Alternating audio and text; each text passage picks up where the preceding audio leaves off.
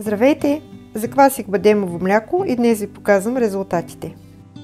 За всички млека използвах бадеми, вода и закваска. В случая използвах с малини.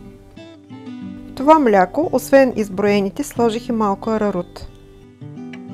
А в това, освен арарут, добавих и малко агар-агар. И двата сгъстителя са с растителен произход и използвам в кухнята си. Вижте текстурата с арарут и тази, в която добавих освен арарут и агар-агар. И двете млека са с мека кремообразност и перфектен вкус и аромат на кисело мляко. Заквасих друго мляко със същите пропорции на вода, бадеми и сгъстител, като използвах веган закваска за йогурт.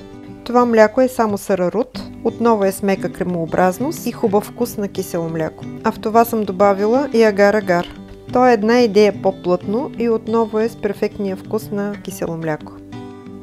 А в тези три бурканчета използвах повече сгъстител и резултата е заквасен продукт с текстура на панакота.